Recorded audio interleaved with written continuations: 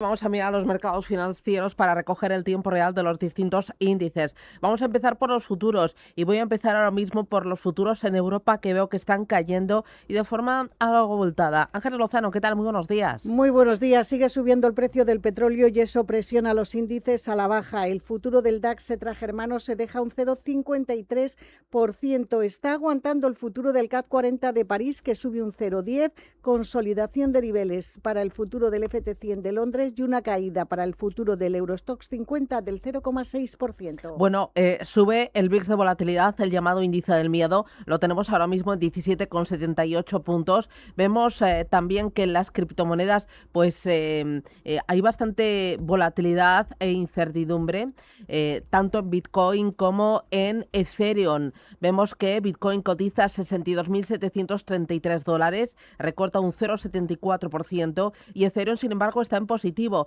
rebota a $1.789. Miramos a los futuros americanos, vienen en rojo. ¿Cuánto están cayendo, Eva? Bueno, pues estamos viendo precisamente cómo el mercado americano se recupera tras las fuertes caídas de ayer. Veíamos cómo estaban cayendo fuertemente. Hasta ahora los futuros del Nasdaq entran en terreno positivo, avanzan un 0,23%. Se resisten los futuros del Dow Jones, que continúan con ventas del 0,17%, y el S&P 500, que está a punto de pisar los avances con caídas mínimas. Bueno, miramos ahora además a el barril tipo Brent. Es el faro de los mercados en estas últimas jornadas, $84-89 el Brent con vencimiento en septiembre. Ojo también al oro, está en $4.028, y también a la plata 58,26. En lo que va de año la plata ha caído un 40% y el oro pues ha perdido desde finales de febrero más de un 7%. Ahí lo tenemos con una alta volatilidad y bastante presión vendedora. Miramos a las plazas asiáticas. Aquí es la tecnología la que manda, con el permiso del resto de activos, con el permiso de las noticias que llegan desde Oriente Medio. Cuéntame cómo tenemos a los índices. Bueno, pues estamos con una jornada de menos a más, viendo a los principales índices asiáticos. De hecho, tras las fuertes caídas que han llevado al Kospi surcoreano a tocar mínimos de abril, vemos cómo hasta ahora consigue recuperarse y avanza un 0,80%, 6.862 puntos. El índice Nikkei en Tokio también con avances del 0,21%, 67.386. Y el Hansen de Hong Kong en estos momentos entrando en terreno positivo, 0,04% de subida, 24.224. También Shanghái hasta los 3.914, y en terreno negativo están el ASX 200 de Australia y el Nifty de India. Esta es la fotografía, lo que está pasando, lo que está por venir. Ojo, porque esta noche saben que tenemos ese gran enfrentamiento España-Francia en el Mundial. Y si me permiten, voy a mirar las bolsas, a la de España y a la de Francia. El IBEX 35 ha subido en los dos últimos años un 73%. En este periodo, el CAC 40 de París ha subido un tímido 10%. Las razones que dan los analistas para explicar la mejor trayectoria de las acciones y también de los bonos españoles son varias. Primero, más crecimiento económico en España que en Francia, menos deuda pública en España que en Francia y también menos déficit. Así que vemos un enfrentamiento en los mercados que gana por goleada Francia, el IBEX 35 al CAC 40. Con esto miramos a los mercados y vamos a empezar nuestro recorrido por Asia.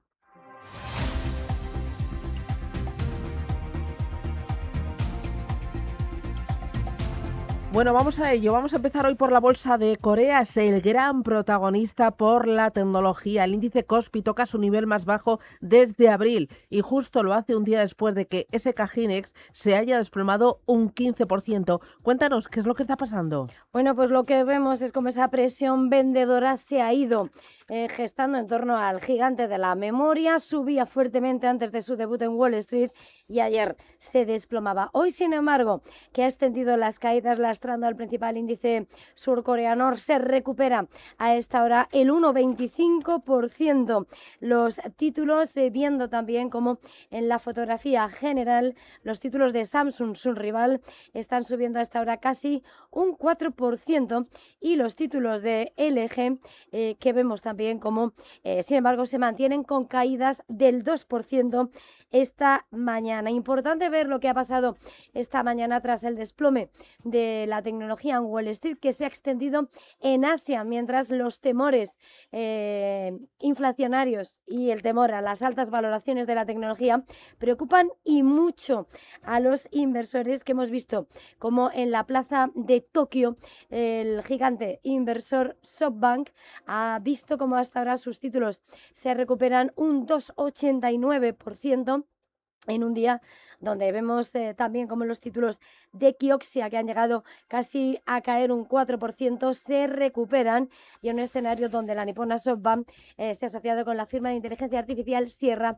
para establecer una asociación y desplegar lo que es esa inteligencia artificial, las operaciones de atención al cliente en la startup de Japón. Bueno, tenemos datos macroeconómicos en China. Son las exportaciones de junio que aumentan al ritmo más rápido desde 2021.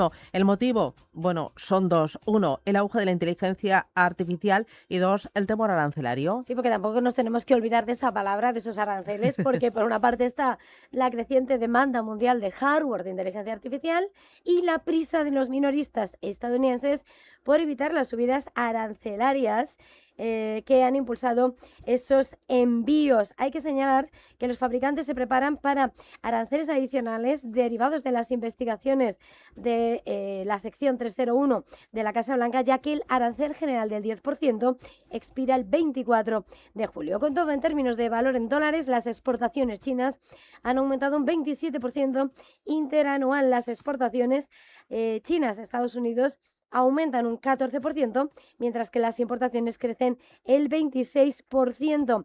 En el conjunto total, las importaciones de China han crecido también un 36% en junio, el mayor aumento desde junio de 2021. Bueno, nos vamos a Japón. Ahí sigue la debilidad del yen y la demanda de bonos a 20 años en el país es superior al promedio de los 12 últimos meses. Pues sí, efectivamente. Por cierto, con un yen que se encuentra en 162,29 frente al dólar, mínimos de 40 años, y con unos operadores que muestran su postura más bajista sobre la divisa nipona desde 2022, según la encuesta de Bank of America. Sobre la encuesta, como decías, la subasta de bonos del gobierno se ha visto alimentada por los elevados rendimientos que han impulsado en las compras, la relación oferta-demanda, que ha sido de 4,52 en comparación con 2,97 en la subasta anterior y un promedio de 3,54 en los últimos 12 meses. Bueno, otro de los protagonistas del día son compañías que van a presentar resultados. Atento a industriales y aerolíneas. El beneficio de Korean Airlines cae un 34% por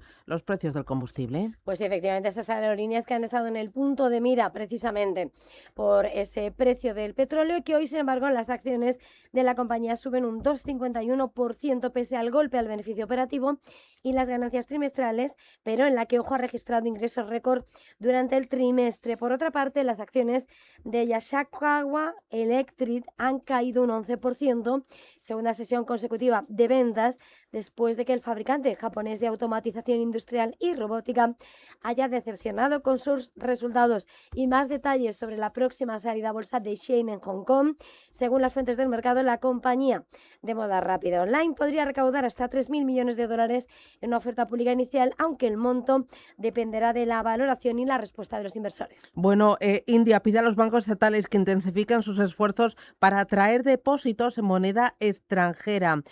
Cuenta con 35 millones de personas. Es un intento de reforzar sus reservas externas y fortalecer la debilitada rupia. Cuéntame, ¿qué está pasando? Bueno, pues precisamente muy pendientes de lo que pasa con esa divisa una vez que el dólar no ha dejado de crecer y en un contexto donde además la economía india ha estado luchando para sostener el golpe energético. El mes pasado el Banco Central ofrecía la cobertura total de los costos de cobertura a los bancos que captaran depósitos en moneda extranjera a 3 o 5 años y permitió el endeudamiento con cargo a dichos fondos como parte de esa estrategia más amplia para incrementar las reservas. Bueno, miramos a Europa, la renta variable española. Cuéntame, Ángeles Lozano, qué esperar para el día de hoy. ¿Qué tienes ya ahí en la agendita? Pues tenemos los resultados de la empresa sueca Ericsson, beneficio operativo en el segundo trimestre que supera las expectativas del mercado gracias al aumento de los pedidos de equipos de telecomunicaciones fuera de Norteamérica. La compañía registró una ganancia operativa ajustada de 6.520 millones de coronas suecas, excluyendo los gastos de reestructuración. Eso sí, los ingresos cayeron en el segundo trimestre un 6% hasta 52.700 millones de coronas suecas. También hoy estaremos pendientes de Nokia, que ha firmado un contrato para la expansión y modernización de la red 5G de Taiwan Mobile. Y no tenemos datos macro de interés en la eurozona. En España, el Tesoro celebra subasta de letras a 3 y 9 meses. Neinor Homes celebra su Junta General de Accionistas y Fluidra paga un dividendo de 0,32 euros brutos por título. Bueno, del día de ayer, ¿con qué te quedas? Pues que otra vez ese conflicto en Irán volvía a enturbiar los ánimos de los inversores. El IBEX intentó mantenerse en positivo, pero al cierre cayó un 0,25% y parte desde 19.335 puntos. Y todo apunta a un inicio de sesión en negativo porque siguen presionando al alza los precios del petróleo. Vimos ayer cómo las utilities salían reforzadas de la mayor tensión geopolítica y valores como Naturgy e Iberdrola se colaban entre los más alcistas. También en las telecos la toma de posiciones fue el denominador común. Celnex y Telefónica terminaban en verde, subían un 2,55%, impulsadas desde el pasado viernes por el efecto Vodafone. Y en el resto de las bolsas europeas también vimos caídas. En la bolsa de Ámsterdam, AkzoNobel cotizaba al alza la oferta de Nippon Paint por una de sus divisiones de pinturas y se vieron subidas en las empresas ligadas al petróleo como British Petroleum o Eni, que contrastaban con descensos de aerolíneas como Air France y Lufthansa. Nos vamos ahora a Estados Unidos, son las 7:27.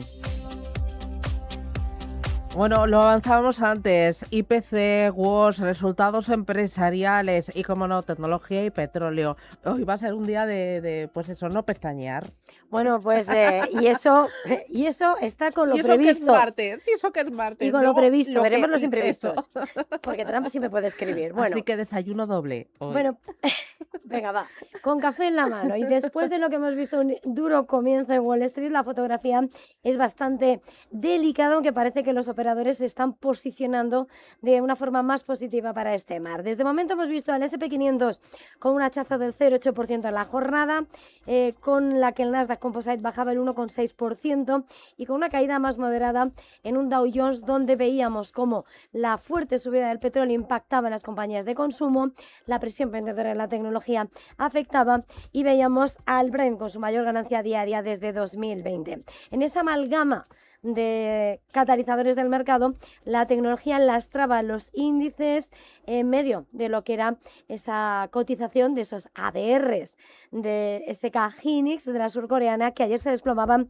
un 9%, pero que en el mapa de calor veíamos como los gigantes de la tecnología hundían los títulos de Nvidia más de un 3%, Alphabet de Google caía al 1% o casi el 2% que se dejaba Meta frente a las subidas de Microsoft o de Apple. Todo en un escenario donde, por supuesto, el temor inflacionario ha desatado el temor, con un dólar que se ha apreciado y con una subida de los rendimientos de los bonos del Tesoro que subían bruscamente a la espera de que hoy se publique ese dato de IPC en Estados Unidos, clave en ese doble mandato de la Fed de cumplir con el objetivo de inflación del 2% y de salvaguardar el dato del mercado laboral. Pues bien, el mes pasado el IPC en Estados Unidos se situaba en el 4,2%, la cifra más alta desde abril de 2023, y ahora lo que se espera es que los precios cedan un 0,2% hasta el 3,8%. Veremos a ver, sobre todo después de que Kevin Warsh haya asegurado, el jefe de la Fed, que va a defender el objetivo de inflación, y en una jornada donde se estrenan sus comparecencias como jefe de la Fed ante el Congreso sus informes de Humphrey Hawkins sobre los informes semestrales del Banco Central. Bueno, las acciones de SpaceX caen por segundo día consecutivo, se acercan acercan al precio de salida a bolsa, $135. Y ese hito se ha marcado cuando se cumplía ese primer mes en cotización de bolsa de la compañía de Elon Musk, que marcaba un nuevo mínimo histórico, acercándose a ese precio del debut.